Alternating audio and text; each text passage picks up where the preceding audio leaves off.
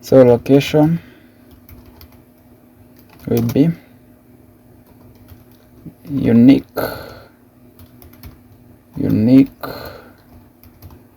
snowflake.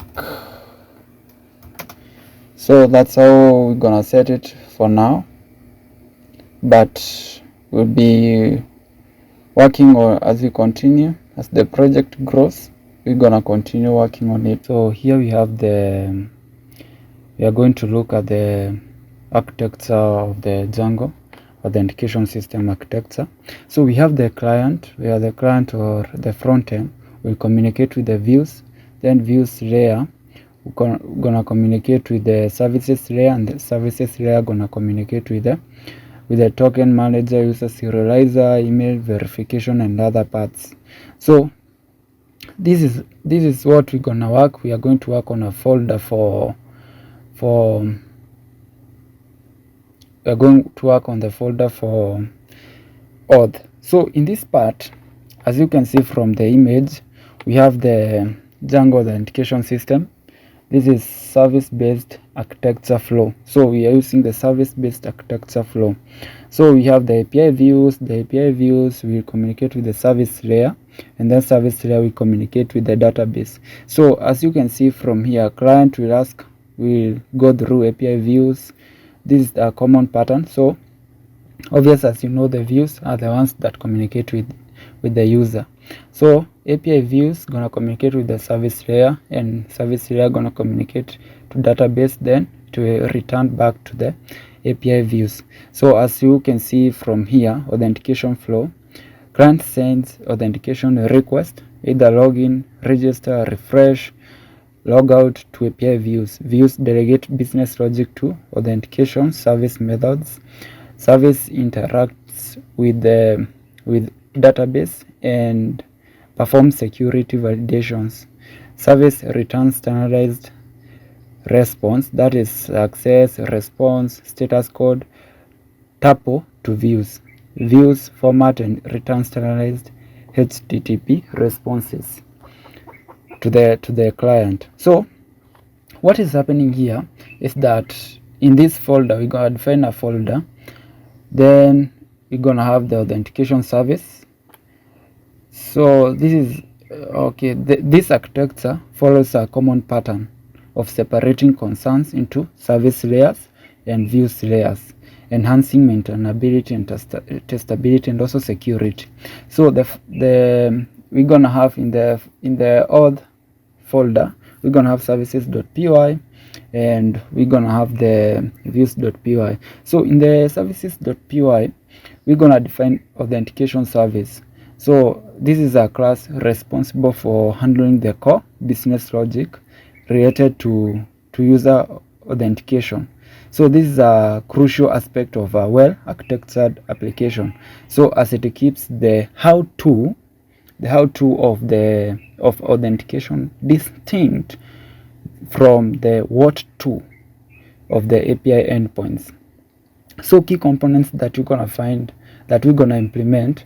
So we're gonna separation of concerns. This keeps the complex logic out of the views, making views leaner and focused on handling HTTP requests or responses. Then reusability. The methods can be called from different parts of the application, e.g. a management command, another service, without needing to go through an HTTP request. Then it's easier for testability. Business logic can be tested independently of the Django request or response. So all these methods, we're gonna use a static method. So this means that they don't operate on an instance of authentication service, but rather on the class itself, behaving like utility functions grouped logically. So we're gonna have different methods that we're gonna define. We're gonna go through them one by one. Then we will have the views. The views automatically, as you know, this file defines the API endpoints. that interact with the authentication service. So these views handle HTTP request, extract data, call the service layer, and format the HTTP key components, and we're gonna find that it will inherit from the base API view that we defined. So then we're gonna use REST framework.response for API responses.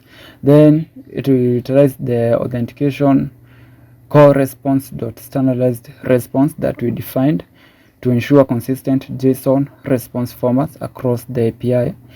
So then we'll have a lot of things to go through. So I hope that you're gonna learn a lot from this part. So pay attention and follow along. So this is where we left. The next thing that we should handle. So we should handle the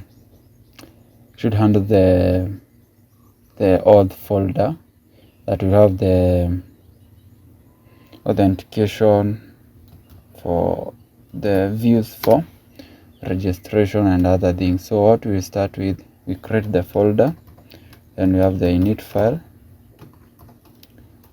.py, then we have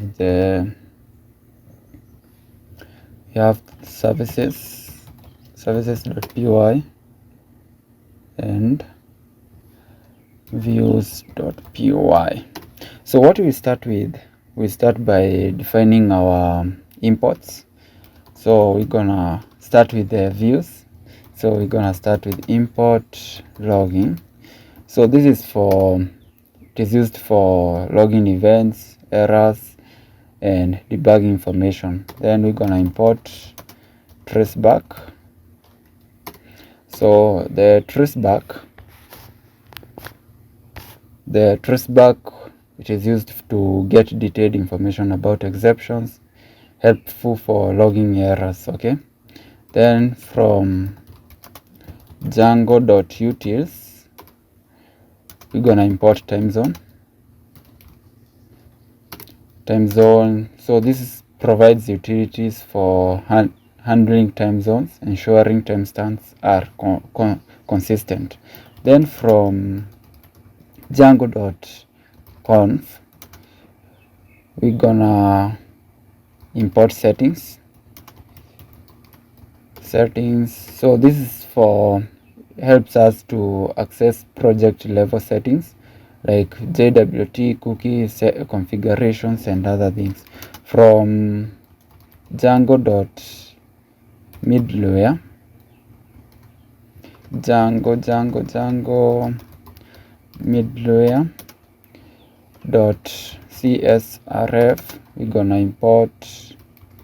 import get token. So used to generate CSRF tokens to protect against CSRF attacks. So from datetime import time delta. From datetime import time delta. So this is used to set expiration times for cookies and tokens. Then from REST framework, we're gonna import status. So status, this will provide a set of standard HTTP status codes like 200 OK. Then also from REST framework.response, we're gonna import response. Okay, so this is the DRFs, Django REST framework custom response object for returning data from API views. Okay, so then we're gonna import another one here, REST framework dot permissions. We're gonna import is authenticated and allow any. So then from there, so that one, these are Django REST framework classes to control access to views, So it's authenticated, requires a valid token, allows any user. So from REST framework dot throttling import unknown rate throttle, then user rate throttle. So Django, this is Django REST classes, framework classes for rate limiting requests to prevent abuse, then unknown rate throttle for unauthenticated users, user rate throttle for authenticated users. So then we're gonna import from REST frameworks, import jwt.tokens. We're gonna import refresh tokens. So refresh token. So this imports a custom.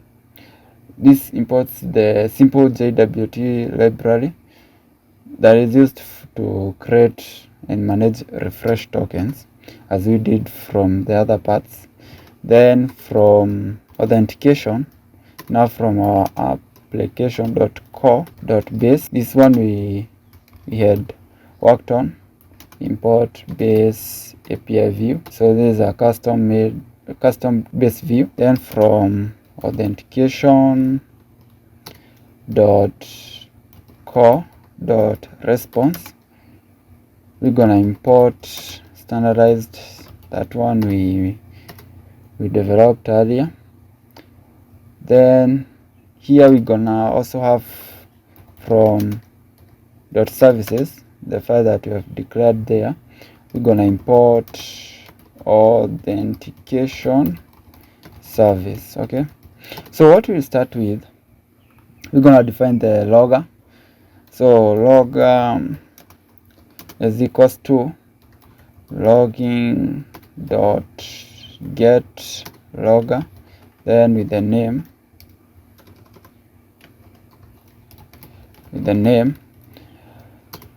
so this is, will initialize a logger instance for this specific file. So using using the name, this is a common practice to organize logs by module. So the importance of logging, it is crucial for monitoring application behavior, diagnosing issues, and auditing security events. So what we'll start with is a registration view. So here we're gonna have class user registration view. This one gonna inherit base API view. So then permission classes is equals to allow any, then throttle classes is equals to unknown rate throttle. So what is happening here? Why do we have unknown throttle and permission? So permission classes, we set anyone can attempt to register, and throttle class, the unknown rate, so rate limiting for anonymous users to prevent spam registration. Okay, so registration now needs to be open but protected against abuse. Okay, that's why we have the unknown rate throttle. So after that, what we'll do, we're gonna define a method here, def post. So self will be self, then request, the request that we're gonna get from the user. So what we do, we're gonna try here to get email from the request dot data dot get, we're gonna get email, then password, gonna get password request dot data dot get password,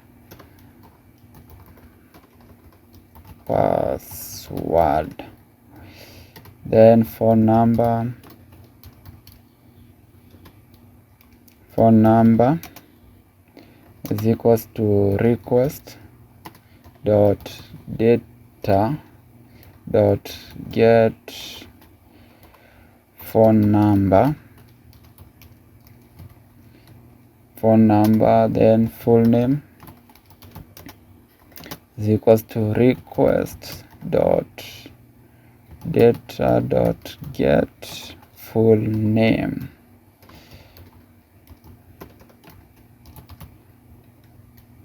So after that, what we'll do, we're gonna now start using the service layer. So here, this is where now we start using the service layer. So use service layer for registration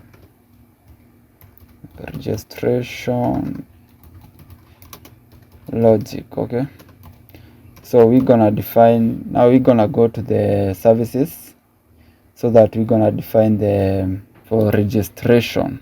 So we need to delegate all the registration logic, that is creating user, validating data, and sending verification emails to AuthenticationService.register. So this keeps the view concise. So what we'll do is that we'll come here and we'll define our imports. So we're gonna start with login as I defined it, so I won't repeat here. So from Django.utils import time zone,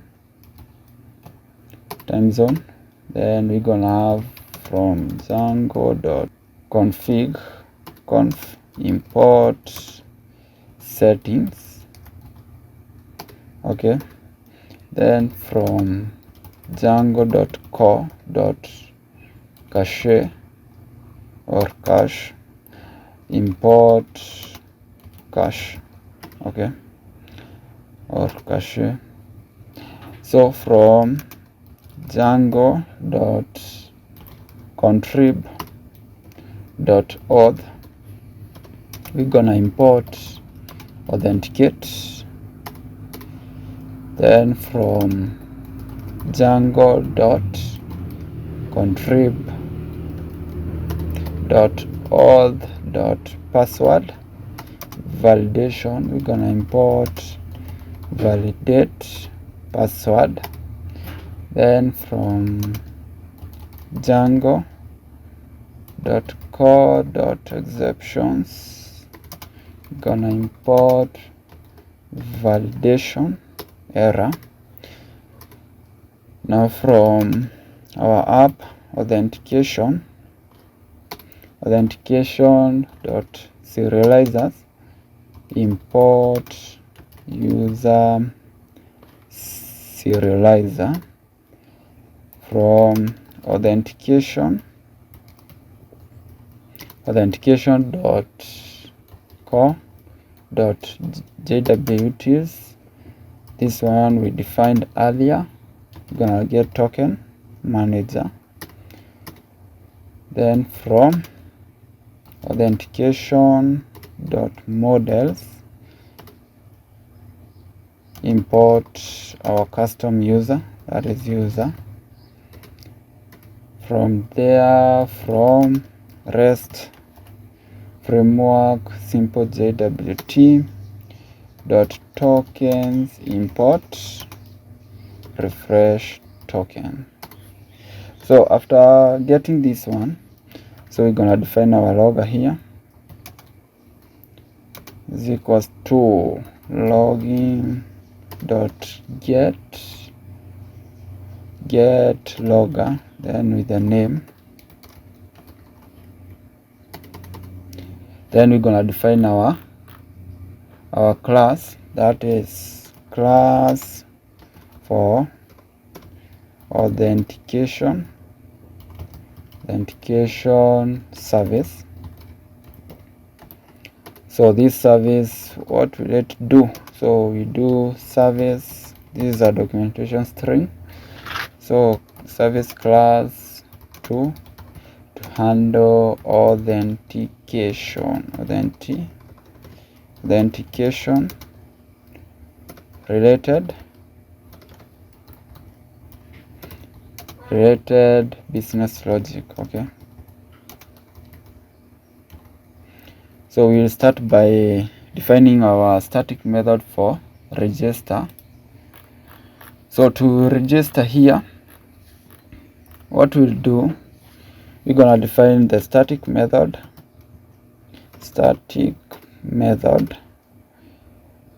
We're gonna define register email. Gonna need email, password, phone number,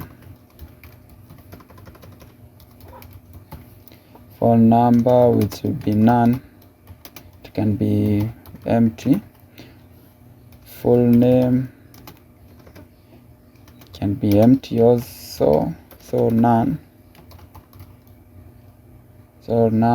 and also request meta is equals to none. So after that, what we'll do is that we're gonna write the documentation string here. So handle, this gonna handle user registration with email and password. Okay, so the arguments we require, we're gonna define them here. Email, it is a string which will be user email. Then password be a string also, where user password. Then we have phone number.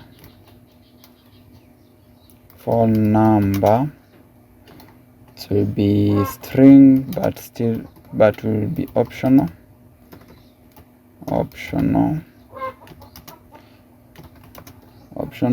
So we're gonna use as phone number. Then we're gonna have full name here. It will be a string, but still optional. So user's full name. So after that, request meta, this will be a dictionary, but still optional. So request metadata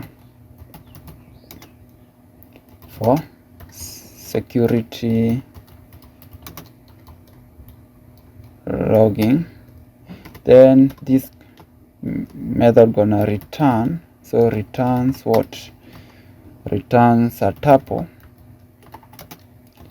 success, then response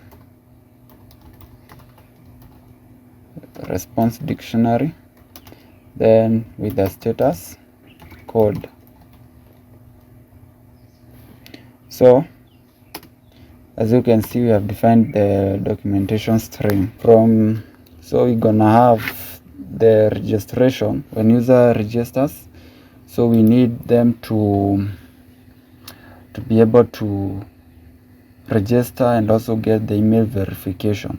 So this one will force us to create another folder for verification. So what we want to do here, we need first of all to check if user has given email or not, and password or not password. This is to check whether there is email and password. If there is no, so we return false, then success will be false, error will be email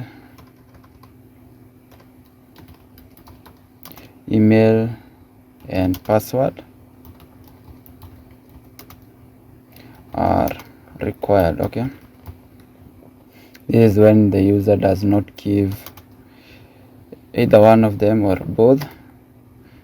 So after that, we're gonna log.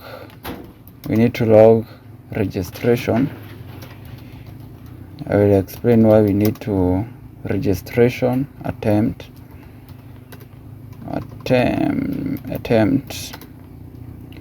if request meta. So we're gonna log the info registration attempt from IP request meta dot get. Need to get remote address. From there, if user has given password and email, what we'll do next is just we'll try now to check if the new email exists in the database. Check if email already exists. So if user dot objects dot filter, gonna filter that email, the given email exists. If it exists, what we'll do is that we're gonna return false,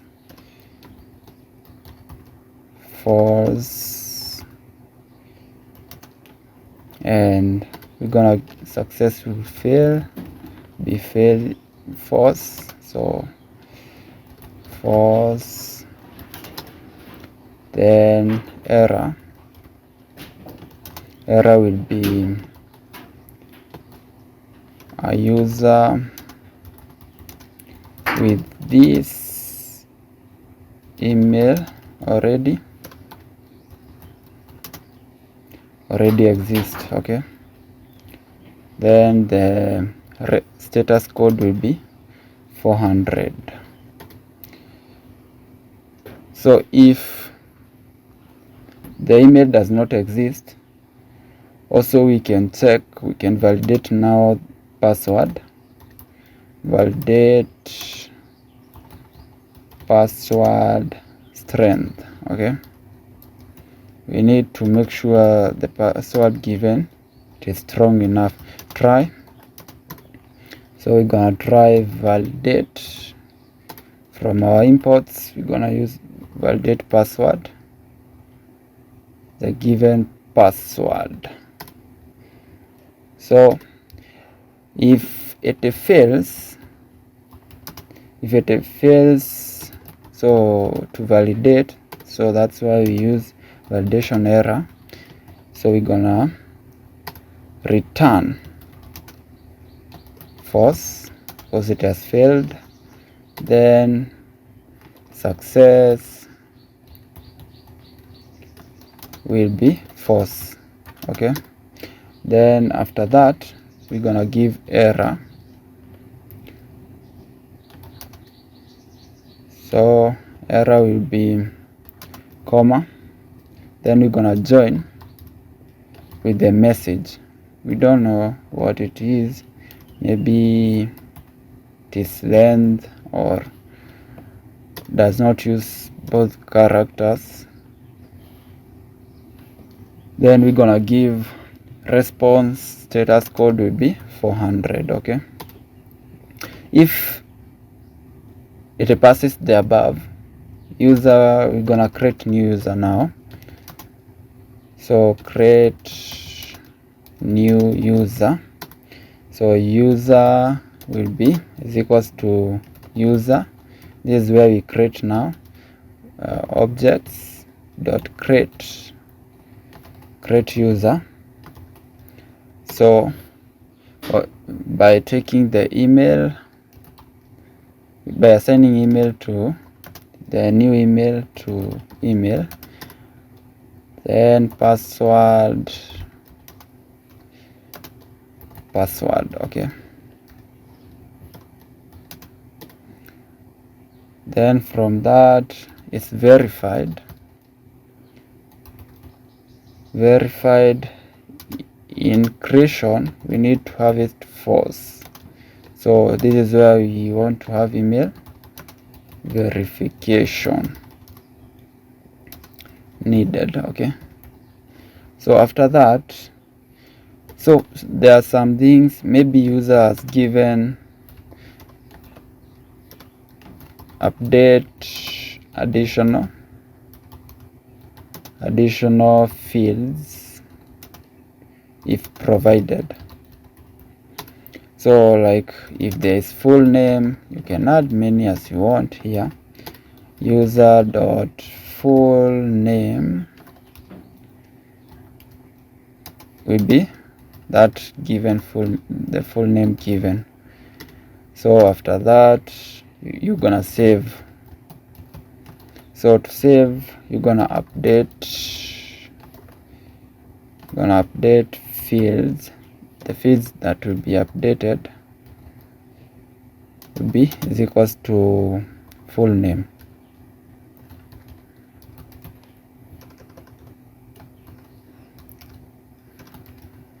Make sure you have a spelling that is correct here. Then if there is phone number, these are the optional fields. So phone number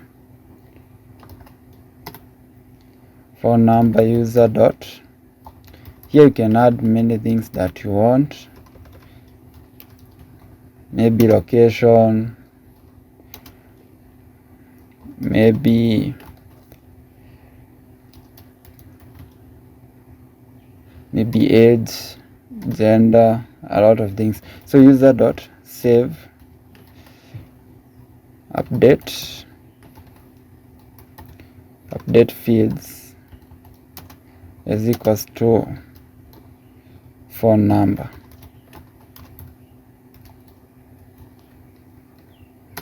So after that, after we register the user, we need to queue. Now we need to queue the verification.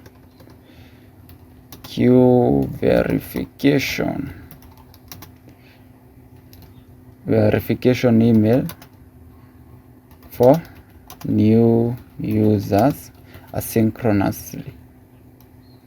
We want them to run asynchronously. So if user dot email and settings dot require. So this one we're gonna define require email verification. If they are true, we need to first of all to cache. So use cache to mark that verification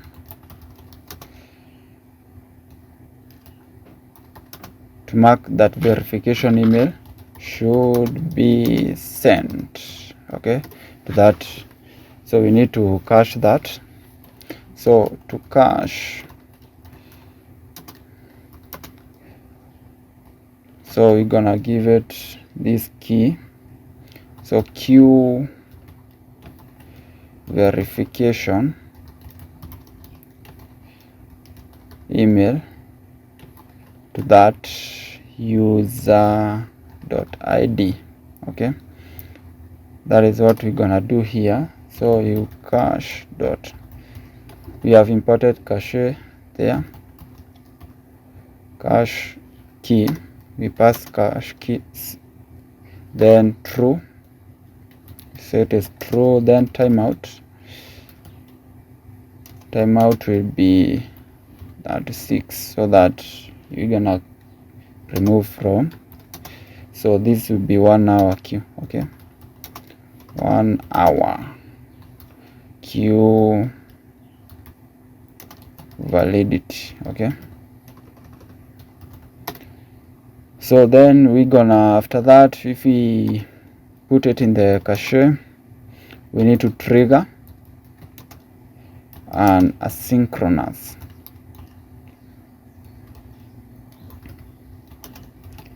task for email sending. So we're gonna try. So here we're gonna forward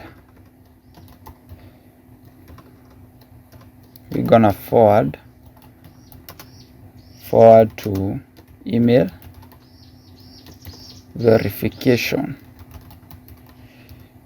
service, which I think we should define for sending email.